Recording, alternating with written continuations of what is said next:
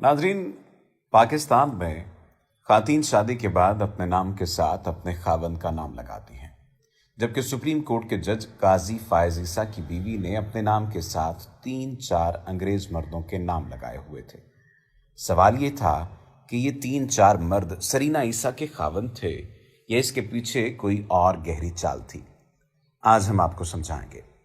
एक बात समझ लीजिएगा कि पाकिस्तानी हुकूमत ने गैर मुल्की सरमायादारों की हौसला अफजाई के लिए ये उसूल बना रखा है कि अगर कोई गैर मुल्की पाकिस्तान में अकाउंट खुलवाता है तो उस पर टैक्स नहीं लिया जाएगा। ऐसे अकाउंट को अमूमन फॉरेन करेंसी अकाउंट कहा जाता है। ये कानून इसीलिए बनाया गया था कि गैर मुल्की सरमायाकार ज़्यादा से ज़्यादा बैंक अकाउंट पाकिस्तान में खुलवाएं, ताकि ज़्यादा से ज़्यादा गैर मुल्की दौलत पाकिस्तान में आ सके। अब कहानी कुछ इस तरह से हुई कि काजी फायज ईसा की करप्शन की वजह से जब घर में बेतहाशा दौलत की रेल पेल होने लगी तो 2 किस्म के मसले काजी फैमिली को दरपेश हुए। पहला बड़ा मसला ये था कि इस दौलत को छुपाया किधर जाए, किस बैंक में रखवाया जाए। एक तरीका तो ये था कि इस सारी दौलत का सोना खरीदा जाता और ज़मीन में दबा दिया जाता, मगर इसमें मसला ये था कि काजी फायज ईसा जब से सुप्रीम कोर्ट के जज बने थे, हर रोज़ नोटों के भरे ब्रीफ केस उनके घर पहुंच रहे थे। यानी एक मुसलसल अमल था और इस दौलत को छुपाने के लिए हर रोज़ सोना नहीं खरीदा जा सकता था। लिहाजा इस दौलत को छुपाने के लिए किसी ऐसे बैंक अकाउंट की ज़रूरत थी जो FBI और दीगर ऐसी इदारों की नज़रों से ओझल भी होता और उस पर टैक्स की कटौती भी ना हो पाती। तब इस मसले को हल करने के लिए काजी फायज ईसा ने अपनी बीवी जरीना ईसा की एक जाली शनाख्त बनाई। उन्होंने अपनी बीवी जरीना ईसा का नाम जरीना मॉन्स्ट्राट करीरा खोसा रखा और उनको स्पेनिश नेशनल जाहिर करके इसी नाम से उनका पासपोर्ट बनवाया और इस पासपोर्ट की बुनियाद पर उनका फॉरेन करेंसी अकाउंट खुलवाया और सारी गैर कानूनी दौलत उन्होंने इस अकाउंट में फेंकना शुरू की। अब गौर कीजिएगा कि FBI और करप्शन की छानबीन करने वाले दीगर इदारे काजी फायज ईसा की बीवी जरीना ईसा को तो जानते थे, मगर जरीना मॉन्स्ट्राट करीरा खोसो को बिल्कुल नहीं जानते थे। हालांकि ये दोनों एक ही शख्सियत के 2 नाम थे।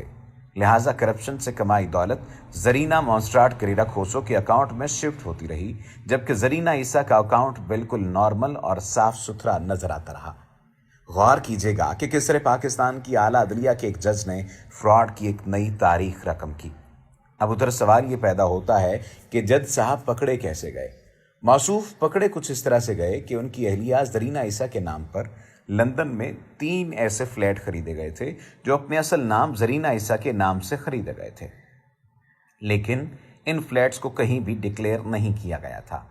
जब FBI ने उन असासजात के बारे में छानबीन की और जरीना ईसा से पूछा गया कि फ्लैट्स किस इनकम से खरीदे गए, तो पता चला कि मोहतरमा के पास इन असासों का कोई सोर्स ऑफ इनकम ही मौजूद नहीं है। मजीद छानबीन की गई तो जरीना मॉन्स्ट्राट करीरा खोसो वाला मामला भी सामने आ गया। ऐसे हालात में जब काजी फायज ईसा ने देखा कि वो फंसते चले जा रहे हैं, उन्होंने फ़ौरन अपने साथी जजेस से मिलकर एक ऐसा मुतनाज़ा फैसला अपने हक में करवाया कि आज के बाद किसी भी जज या उसकी फैमिली से उसकी करप्शन या गैर कानूनी दौलत के बारे में सवाल नहीं किया जा सकेगा। ये इतना शर्मनाक फैसला था कि जिसकी नज़ीर शायद दुनिया की अदालती तारीख में कहीं ना मिल सके। नाजरीन, जज निज़ाम इंसाफ की इकाई और दहाई दोनों होते हैं। अगर जज करप्शन पर उतर आए तो नस्लें तबाह हो जाती हैं और जवाल का सूरज इस कौम पर पूरी आबोताब से चमकने लगता है। आज अगर पाकिस्तान को बेहतर करना है तो पाकिस्तान के निज़ाम इंसाफ को बेहतर करना होगा। अगर निज़ाम इंसाफ को बेहतर करना है तो जजों के लिए मेरिट और सलाहियत जांचने का कोई वाज़ेह तरीक़ाकार वज़ा करना पड़ेगा। आज पाकिस्तान में जज बनने के लिए कोई वाज़ेह मेरिट नहीं है। अगर हमने निज़ाम इंसाफ को मेरिट की बुनियादों पर उस्तवार न किया तो पाकिस्तानी मुआशरा अनारकी का शिकार होकर तबाही के रास्ते पर गामजन हो जाएगा।